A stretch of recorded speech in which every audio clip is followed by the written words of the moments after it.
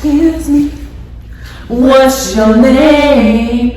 Ooh. Yo, you're coming in. That mic coming in hot. Yeah, you coming in with that mic. That mic is doing you good. Maybe it was that nasty sleeve, no condoms. See how I'm here with all these damn babies. We press the button is pressed, and we getting this thing started. We live. We live. So what's up? But welcome back, Zuli. How did you feel about releasing our first episode? I was nervous and excited at the same time because it's something new that I've never done. We're still learning the technicalities of it. Our conversations back and forth, at 0:00 at night, trying to figure it out. We've never done anything like this, and it kind of happened really fast. So fast. But like we said, it's I get the idea, and it's just okay, so let's get this ball rolling. We're gonna make it work somehow. And I think we're doing a great job. I think we got a lot of great feedback so far. People were extremely excited for it, and logistically, we've been doing good. So I'm excited. I'm excited too. And thank you guys so far for listening in and watching our videos and subscribing and all that stuff. Thank you. We appreciate it. That was such good feedback. It was so overwhelming. It honestly made coming in today excited. And wanting to do it again. I mean, you saw my stories. I was jamming it up in the bathroom today. I was so excited. And we were up early. She was up way earlier. I was up. Well, I really need lashes. I wanted to get some lashes today. I just want my lashes. It's just our thing. It's just one of my things that I just love to have. But we also tried to get some Starbucks this morning, and that was a disaster within itself. She tried to convince me that she mean the barista at Starbucks. Shout out to Shorty who did everything wrong. She tried to convince me that a mango drink was the same thing as a dragon fruit drink. One is yellow and one is pink. And she's trying to tell me that the yellow one is a dragon fruit drink. I'm like, ma'am, I've ordered this before. Mm-hmm. This isn't pink. No. Oh, well, if you wanted pink, I'll do it over for you.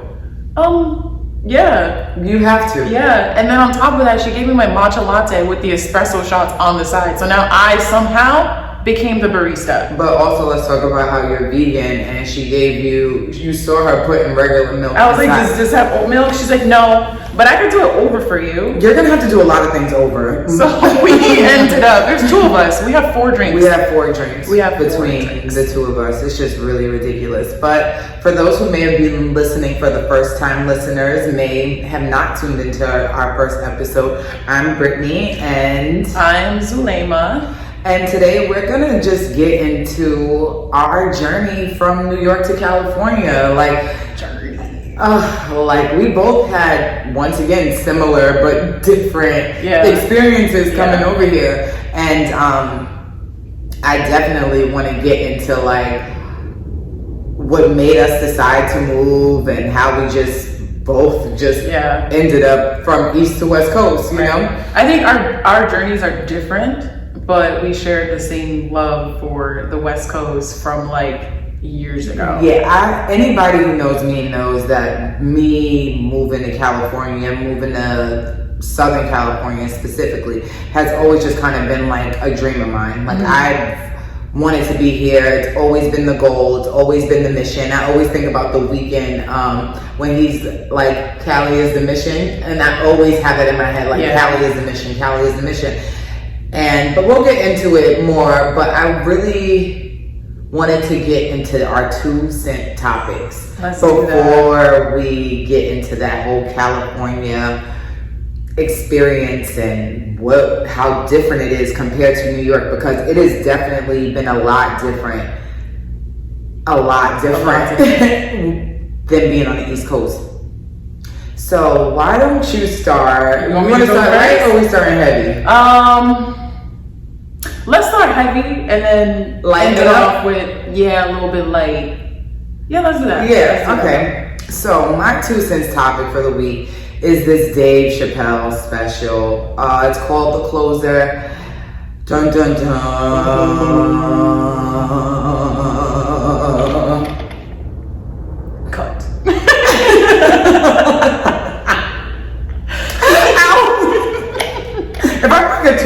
podcast, like, yo, I'm starting to GoFundMe. You guys better support.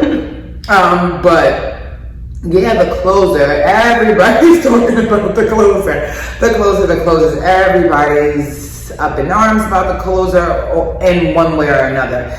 And I feel one thing I can say is that I'm a huge empath, so I can see why. I can always see why. But then I can always see why not. You know what I'm saying? Both sides. Very, very good at seeing both sides.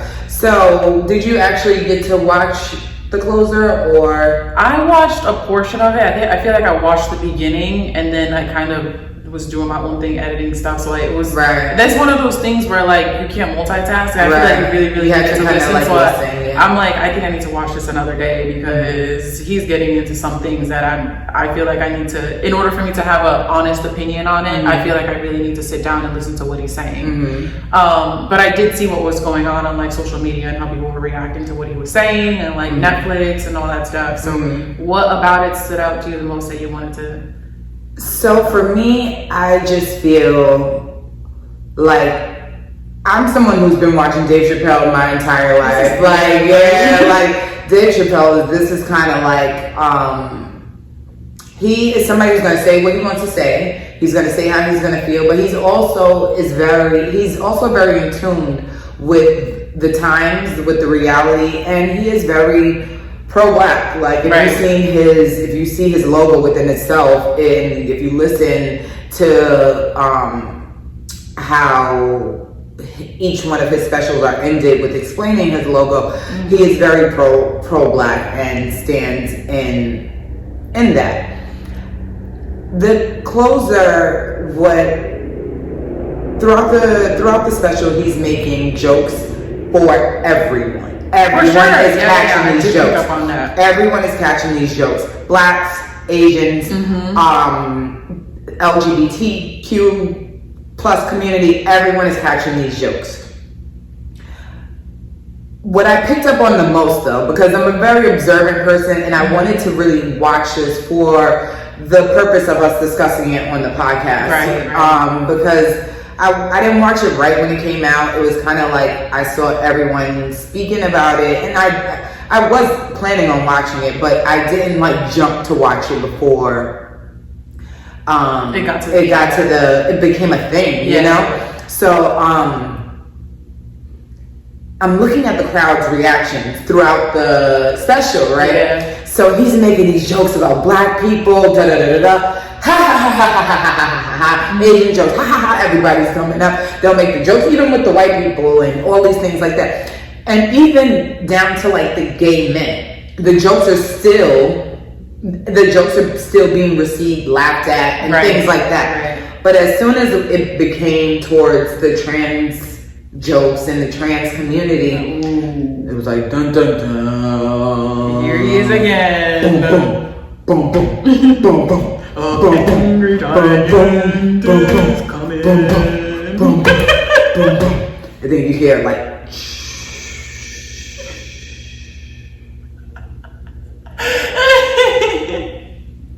what is he about to do here? And it's like you can literally hear and feel the pin drops. You get what I'm saying? And in the front of the crowd, you see some people, I don't know who or what they identify as. I don't know. I'm not going to say for sure that these people identify as anything, but you can tell that they were highly like tense, pushed back, and just didn't want to receive what he was saying about that community at all. Didn't find the jokes to be amusing, didn't find anything about it to be appropriate, and you can see that via social media, right? Dave Chappelle, and then he even went into the whole situation with the baby, right?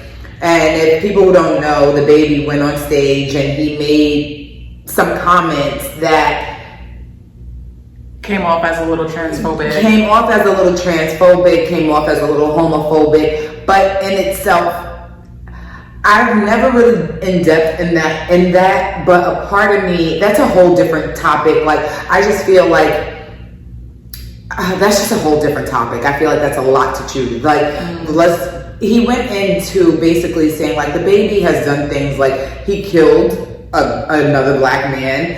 I always go back to the point where he smacked the crap out of that woman, and these things it didn't resonate. It didn't cancel him. It wasn't a bat of an eye, or if it was a flutter, and then everybody went back to the paid programming. You couldn't go anywhere. I would be in freaking the nail salon, and hi, Pepper the Nail is on. Right. Pepper the Nail is on. Like I gotta love it on. Yeah. Nobody stopped it. Yeah. Everywhere you go, like, you're gonna hear the baby. Like, you're gonna hear him. And it's just like out of nowhere, flatline, baby is done. You know what I mean? Shows, like, and he kept saying, like, don't abort the baby, you know? Which was funny.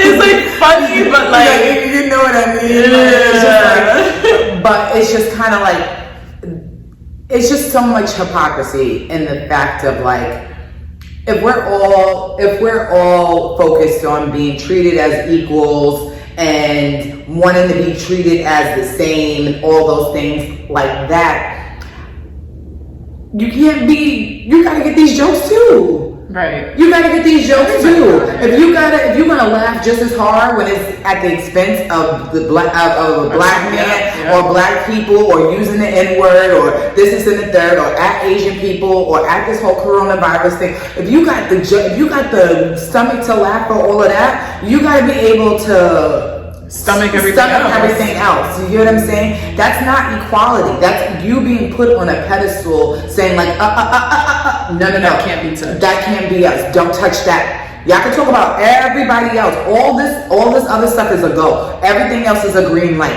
Everything else is fine for us to bash, to downplay, to make light of, to not really be like, no, that's not cool.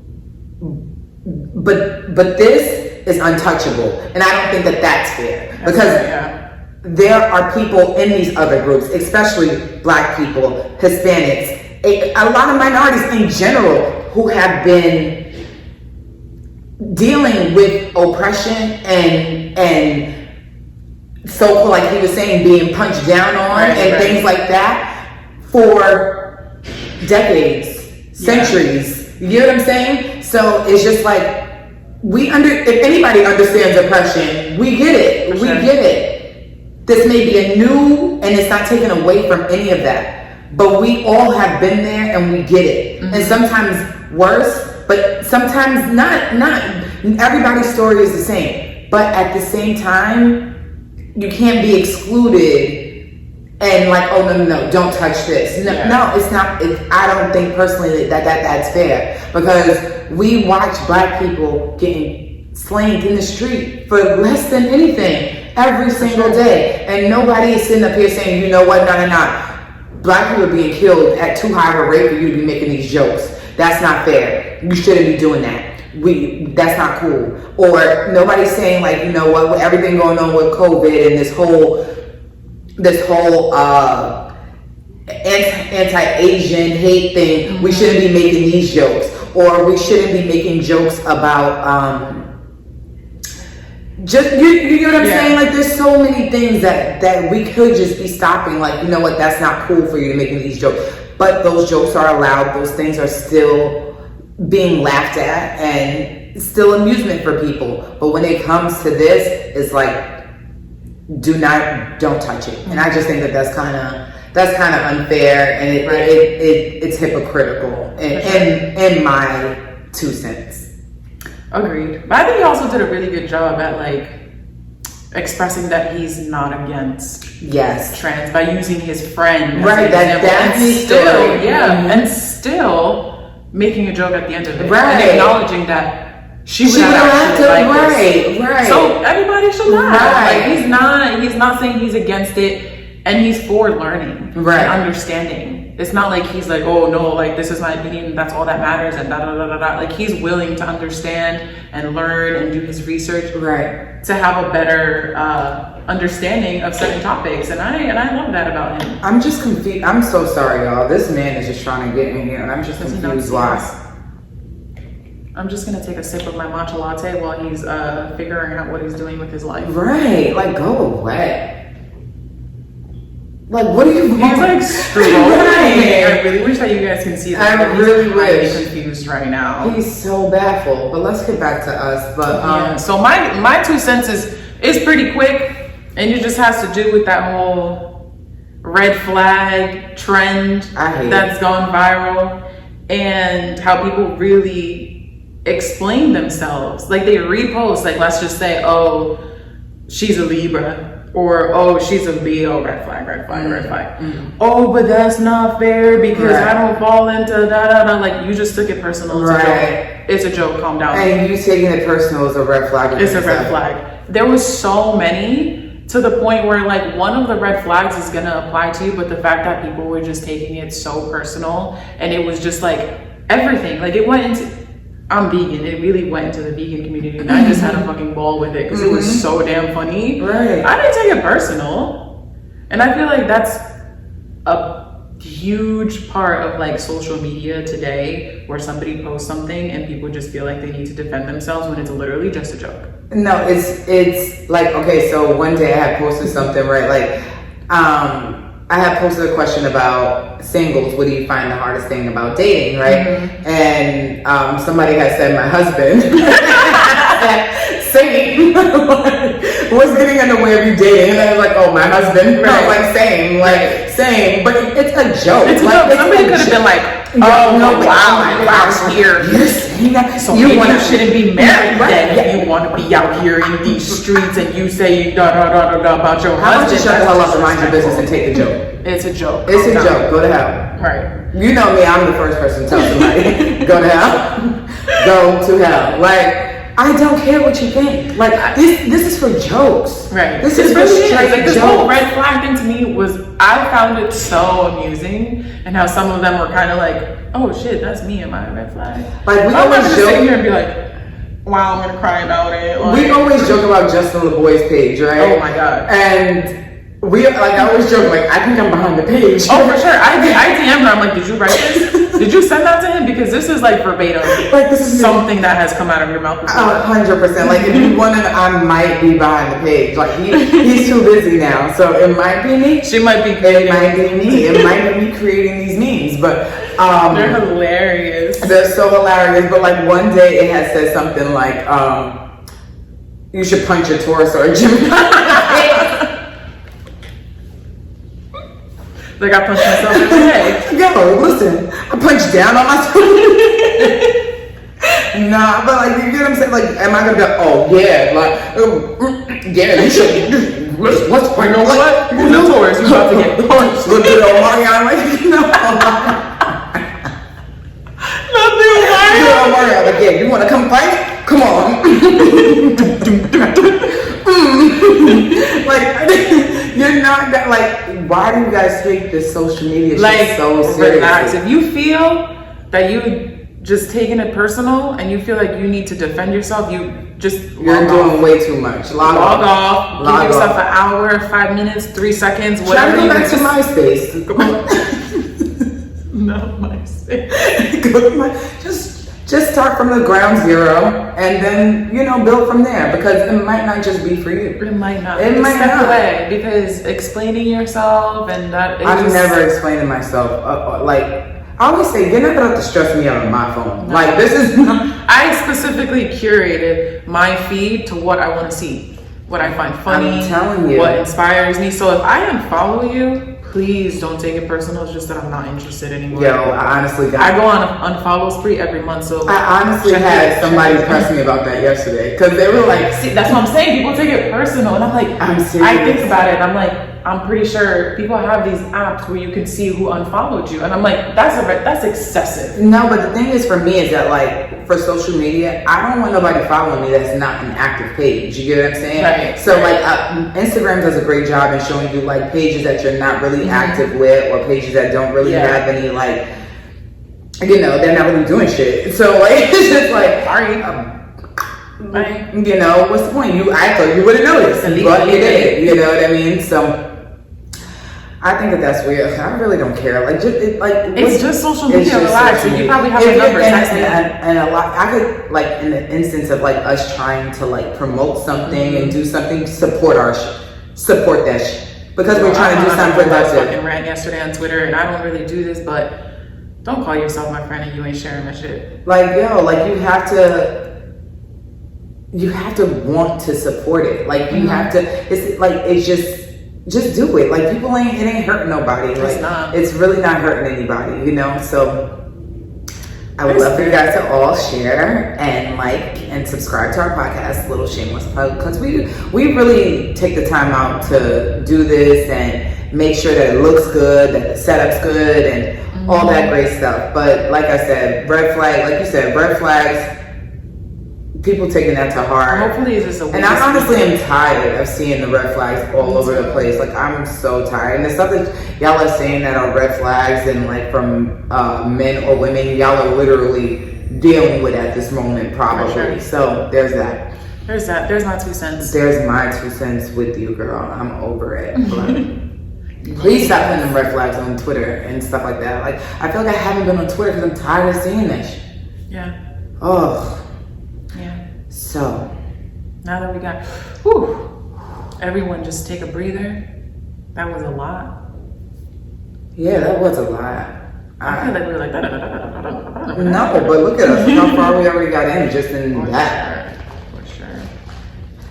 Sorry, I wonder if they can hear me drinking. Like, that's all right. If you heard that, take a sip. Take a sip of your lemon, whatever, dragon fruit or regular lemon fruit. Whatever you want to call it, whatever drink you have. Whatever that Sheila from Starbucks down the street gave us. Thanks, Sheila, for nothing. So, the last time were you in New York? Was that when we went to the B2K concert? That was the last time I went to New York.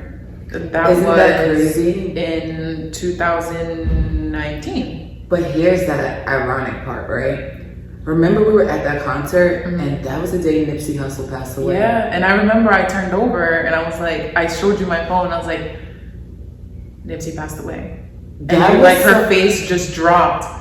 And what, like 30 seconds later, they stopped the music? But like, if you know me, like I love West Coast rap. Like West Coast rappers are like I listen to so much West Coast rap. So when they said that Nip died in the middle of this concert, it was so like, it just put like a weird damper. It was so like eerie. It was so eerie after that. Like it just didn't feel right. And I don't know, it was just like a LA legend died. Yeah. We're together. Like I was thinking about that the other day. Like it was just kind of weird. That was the last time you were in New York with me. You know what I mean? So, now she's telling me this now.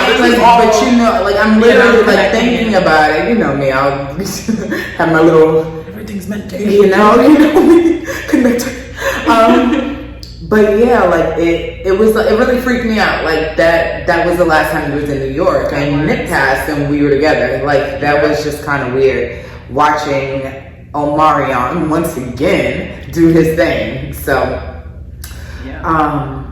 but before that, well, after that you were living in Florida, right? Yeah, I was living in Florida for a year and maybe 4 months.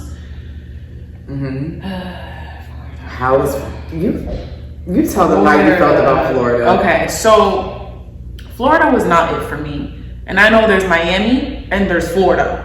They're both in Florida. But people like to, whenever I say Florida, they're like Miami.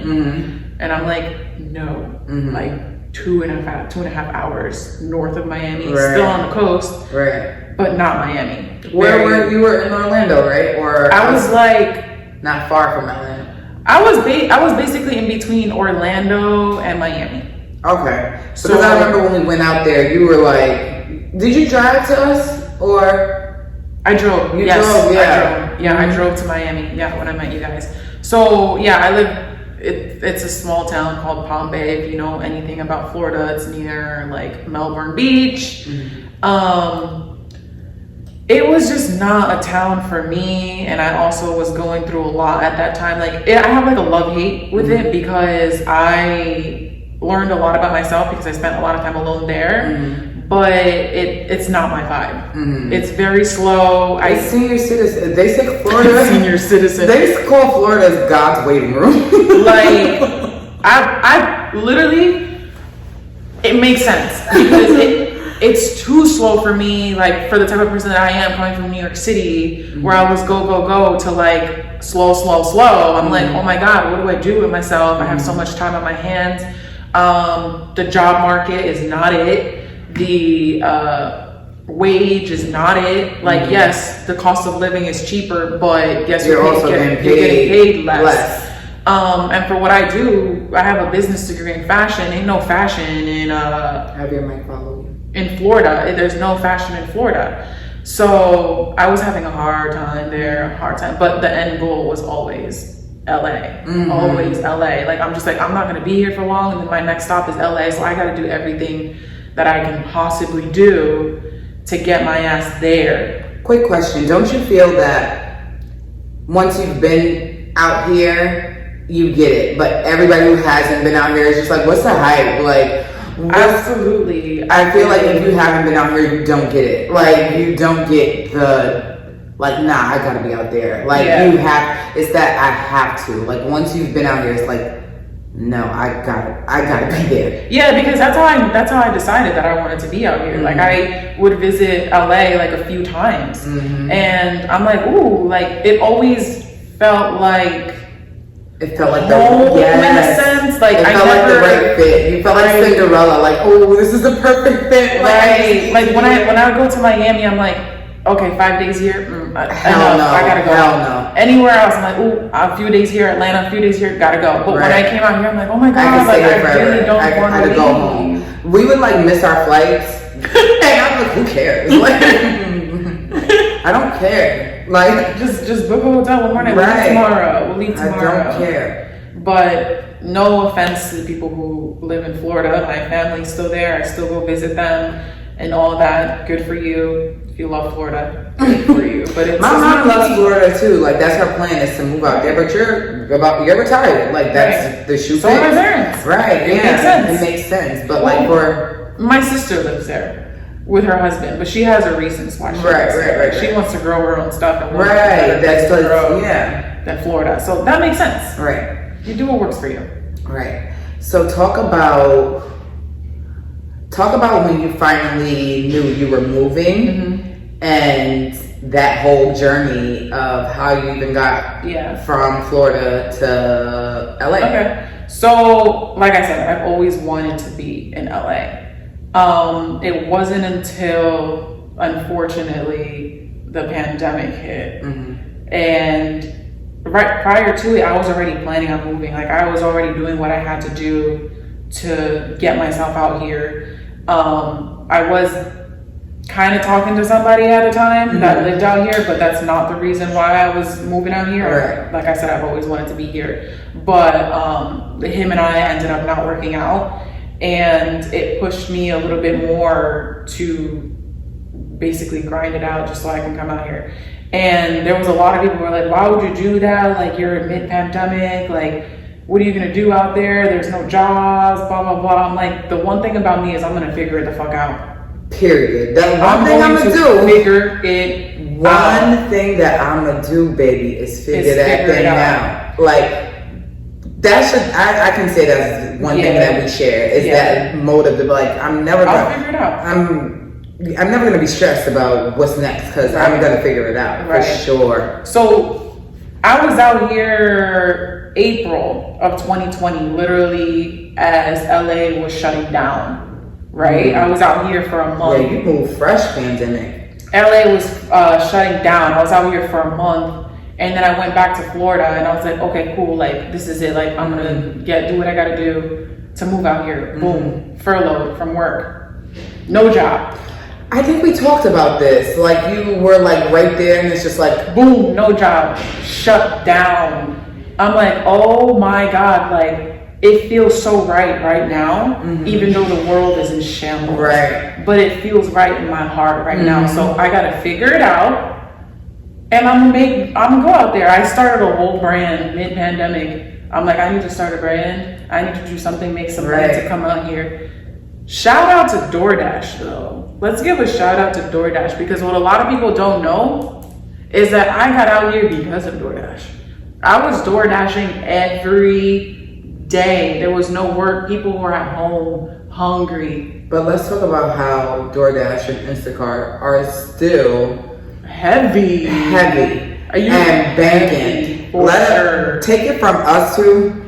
If you want to make some extra cash on your own time, sign up for Instacart or DoorDash, and y'all need to give us a ad and a plug, because you hear me? Do you hear me? I'm gonna be real. Like, that definitely puts a lot of money in the bank. But it also, I do think, because we are in the LA area, that's true. It makes it a lot easier. Like when you're in a high traffic area. Yeah, I could, speak for both, because I was in Florida and I was doing it in Florida, and then I was out here. And for sure, out here, the orders are higher paid. The pay is way better. The pace is faster. It's so frequent. Right. But like I said, I'm like, okay, what do I have to do? I'm not working right now. The money's out there. There's money out there. There's always money to be made. You just got to go find it. So that's what I did. I did that for maybe 2 months. Yeah, 2 months. I got a room out there in the worst part of probably LA, South Central. Shout out to South Central. Hey. I knew that I wanted to be out here, so I'm just like, this is all temporary. Like, I'm gonna have this room, deck it out the way that I want. I created a safe space for myself in that room. But I saved about 4 months rent just door dashing. Listen, that's how bad I wanted it. It's, you want something, you're just gonna do whatever you gotta do. Like, no sitting at home pouting. And trust me, I did that for a good 2 weeks. I'm like, oh my God, pandemic, COVID. Like, my life is not gonna work out. Like, I really wanted to do this. Let's hit this for you right now, because you deserve. A round of applause. Standing ovation. No, seriously, because that's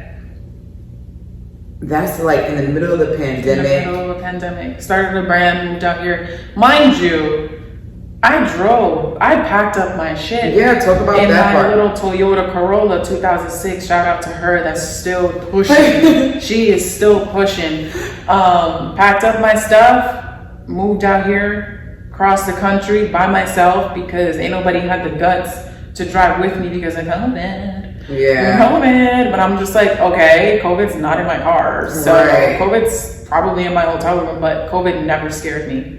Ever. It never stopped me. No, it never, like, can't and stop, it still won't stop. has not. Can't stop, won't stop.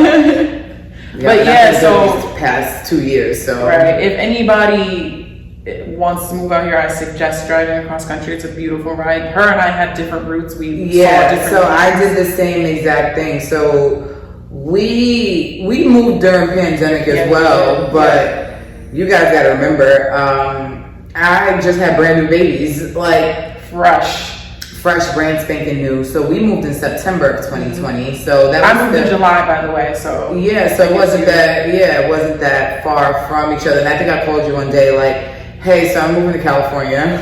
I remember exactly where I was and everything. I was right on Melrose, right in front of the tattoo shop. And I'm like, wait, what? And I'm like, yeah, so like in a couple of weeks, like we're moving. Yeah, I'm thinking she was like saying like I was like, no, like in a couple of weeks. Right. So, cause she had got a job offer because, well, he was working, if anybody's familiar with New York City, there's a mall, Hudson Yards, and his store in that mall had closed down. So being that he's there. Was that due to pandemic or? Due to pandemic. Being that he's always the fan favorite at work, they gave him cash in the building. Cash in the building. They really call him Cash everywhere. It's so funny. That was going to be one of our kids' names if we had a boy. The way the stars align. Culo.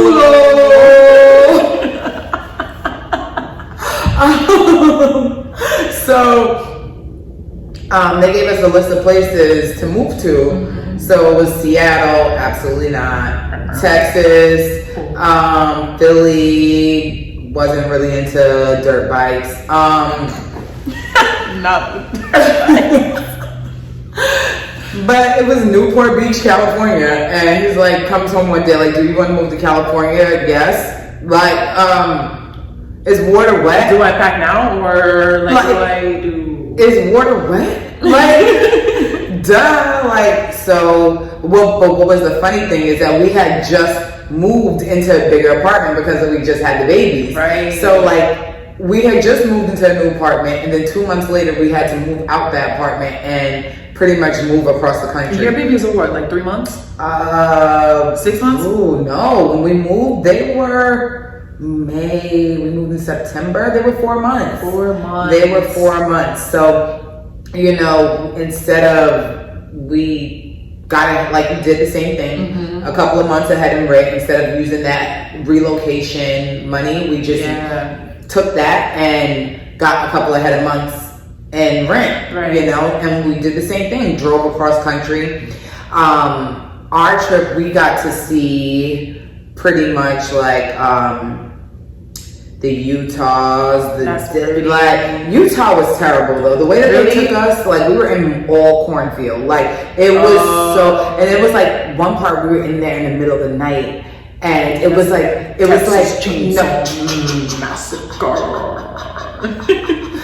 were, but it was like to the point where when we put in the nearest gas station, it wasn't for like another 40 miles. Oh, that would happen. Yeah, like that shit.